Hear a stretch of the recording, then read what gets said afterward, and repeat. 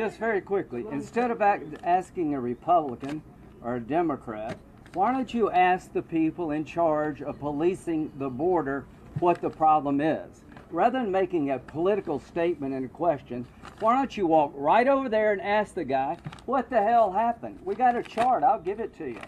This was June, right here. See this spike? It was big.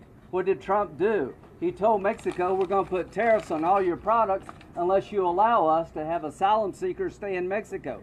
What happened? It went down to a 45-year low because nobody's going to pay $20,000 to come to Mexico and wait for 4 years. The day the first plane load of kids went back to Central America, the unaccompanied minor problem went to a 45-year low. So why don't you do your job as a reporter and ask the professionals what the hell has happened in the last couple of months, and they will tell you. They told the Biden administration, if you do what you're planning, we're going to lose control of the border. They were right.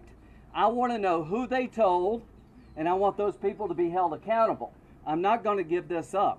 I voted for every comprehensive immigration bill that's ever come out of the United States Senate. It is impossible for me to sit down with Dick Durbin and negotiate any solution to people already here, because if you legalize one person until you fix this problem, you're going to have a human tsunami. It will be another signal there, come to America, welcome. Don't ask us, we're politicians. Ask these people over here what has happened, why have they lost control of the border, and they will tell you. Senator Cruz. I have a question for Senator Tillis and Senator Johnson about something really briefly. Go for it.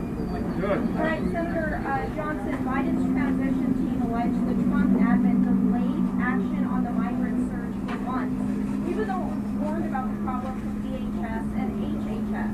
Johnson was the previous chair of the Senate Homeland Security Committee. Did he hear about this warning, and should Trump not assume some responsibility for the crisis? I missed the first part of your question. Sure. Biden's transition team alleged the Trump admin delayed action on the migrant surge for months, even though it was warned. So my question is, did he Lindsey, give me my graph. Did he hear about this warning, and should Trump not assume some responsibility for the crisis? Why don't you ask the people who did the briefing? Yeah, so let me, first of all, I really don't even understand the premise of your question. I've been working on this chart for a couple of years.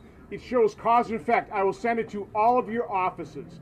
And again, the fact of the matter is yes, there's a huge surge for a number of reasons. Deferred action on childhood arrivals.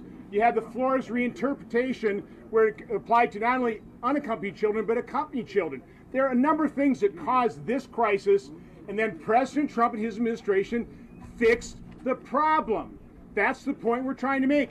And rather than following those policies where we basically had this under control so we could take the next step, we were controlling the border, we could finish the fence. We were so close to taking that first step of having secure borders so we could address comprehensive immigration reform.